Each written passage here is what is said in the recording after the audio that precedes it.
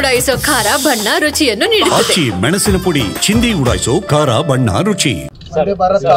ಒಂದೇ ಭಾರತ ಆಗ್ಬೇಕಂತ ರಾಜ್ಯಾಧ್ಯಕ್ಷರಾಗಿ ತಾವು ಅಪ್ಪ, ನಾನು ಅದ್ರ ಬಗ್ಗೆ ಯೋಚನೆನೂ ಇಲ್ಲ, ನಮ್ಗೆ ಗೊತ್ತೂ ಇಲ್ಲ. ನಾನು ಭಾರತ ಸರ್ಕಾರದ ಒಬ್ಬ ಮಂತ್ರಿಯಾಗಿ ಕಂಫರ್ಟಬಲ್ ಆಗಿ ಕೆಲಸ ಮಾಡ್ತಾಯಿದ್ದೀನಿ. ಒಂದು ಸತ್ಯ, ನಾವು ಯಾರೂ ದೊಡ್ಡವರಲ್ಲ. ನಮ್ಗಿನ್ನ ಪಕ್ಷ ದೊಡ್ಡದು, ಪಕ್ಷಕ್ಕಿನ್ನ ದೇಶ ದೊಡ್ಡದು. ಸರ್, ಲಾಸ್ಟ್ ಒಂದು ಕ್ವೆಶ್ಚನ್ ಸರ್. ಮಂಗಳೂರು ಗಲಾಟೆ ಬಗ್ಗೆ ಏನು ಹೇಳ್ತೀವಿ? ಈಗ ಬಿಜೆಪಿ ನಾಯಕರೇ ರಾಜ್ಯದಲ್ಲಿ ಪ್ರಚೋದನೆ ಕೊಡ್ತಾ ಇದ್ದಾರೆ, ಕೋಮು ಗಲಭೆ ಆಗ್ತಾ ಇದೆ ಅಂತ ಹೇಳ್ತಿದ್ದಾರೆ. ಅಪ್ಪ, ಅವ್ರಿಗೆ ಏನಾಗಿದೆ, ಕೈಲಾಗದವನು ಮೈ ಪರ್ಸ್ಕೊಂಡಂಗೆ ಇನ್ನೊಬ್ಬರ ಮೇಲೆ ಗೂಬೆ ಕೂರಿಸೋದು ಭಾರಿ ಸುಲಭ. ನಮ್ಮ ಕಾಲದಲ್ಲಿ ಹೆಂಗಿತ್ತು? ಹಿಂದೂ ಮುಸ್ಲಿಮು ಕ್ರಿಶ್ಚಿಯನ್ರೆಲ್ಲ ಒಂದಾಗಿರ್ಲಿಲ್ವಾ? ಈ ರೀತಿ ಸಣ್ಣ ತಂದೆ ನಡ್ಕೋತಾ ಇದ್ವಾ? ಮೊದಲು ನೀವು ಪುನರಾವರ್ತನೆ ಆಗ್ತಾ ಇದೆ ನಿಮ್ಮಲ್ಲಿ.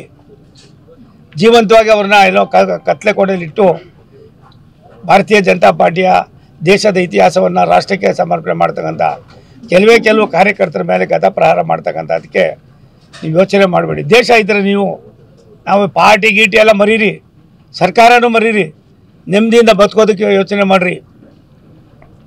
ಮಂಗಳೂರಿನಲ್ಲಿ ಕೇವಲ ಹಿಂದೂಗಳೇ ಇಲ್ಲ, ಕ್ರಿಶ್ಚಿಯನ್ರು ಇದ್ದಾರೆ, ಮುಸಲ್ಮಾನರು ಇದ್ದಾರೆ, ಡೌನ್ ಟಾರರ್ಸ್ ಇದ್ದಾರೆ, ಧ್ವನಿ ಇಲ್ದವ್ರು ಇದ್ದಾರೆ. ಇಂಥ ಎಲ್ಲ ಪರಿಸ್ಥಿತಿಯಲ್ಲಿ BJP ಸರ್ಕಾರದ ಅವಧಿಯಲ್ಲಿ ಯಾವ ರೀತಿ ನಡ್ಕೊಂಡಿದ್ದೀವಿ? ನಿಮಗೇನಾಗಿದೆ ನಡ್ಕೊಳ್ಳೋಕ್ಕೆ? ನೀವು ಹಸ್ತಕ್ಷೇಪ ಮಾಡೋದು ಬಿಡಿ, ಪೊಲೀಸ್ನವ್ರ ಮೇಲೆ ಒತ್ತಡ ಹಾಕೋದು ಕಡಿಮೆ ಮಾಡಿ, ಕಳ್ಳರನ್ನ ಕಾಕರನ್ನ ಸುಲಿಗೆಕೋರನ್ನ ಹದ್ದು ಬಸ್ತಲ್ಲಿ ಇಡಿ, ಎಲ್ಲವೂ ಸರಿ ಹೋಯ್ತದೆ. ಅವ್ನು ಯಾವ ಪಾರ್ಟಿ ನೋಡಬೇಡಿ, ದೇಶದ್ರೋಹಿಗಳೇ. ಈ ಘಟನೆಗೆ ಗೃಹ ಸಚಿವ ರಾಜೀನಾಮೆ ಕೊಡಬೇಕು. ಒಂದು ನಿಮಿಷ ತಾಳಪ್ಪ, ನಾನು ರಾಜೀನಾಮೆ ಕೊಟ್ಟಾದ್ಮೇಲೆ ಏನು ಮಾಡ್ತೀಯಪ್ಪ? ಹಂಗಾರೆ ನೀವಲ್ಲ, ಗೃಹ ಸಚಿವರ ಬಗ್ಗೆ ಒಂದು ನಿಮಿಷ ತಾಳು. ಗೃಹ ಸಚಿವರು ಒಳ್ಳೆಯವರು, ಅವರನ್ನು ಯಾವ ರೀತಿ ಕಟ್ಟಾಕಿದ್ದಾರೋ ನಂಗೆ ಗೊತ್ತಿಲ್ಲ. ಅವ್ರು ಕೆಟ್ಟವರು ಅಂತ ನಾನು ಹೇಳ, ಯಾಕಂದ್ರೆ ನನಗೆ 50 ವರ್ಷ ಸ್ನೇಹಿತರು. ರಾಜಕಾರಣನೇ ಬೇರೆ, ವಿಶ್ವಾಸನೇ ಬೇರೆ. ಹಾಗಾಗಿ ಗೃಹ ಸಚಿವರು ಕೆಟ್ಟವರಲ್ಲ. ಅವ್ರಿಗೇನು ಮಾಡಬೇಕು ಅಂದರೆ ನಾವೆಲ್ಲ ಸ್ವಲ್ಪ ಇನ್ನೊಂದು ಸೈಕಲ್ ಪಂಪ್ ಹೊಡಿಬೇಕು.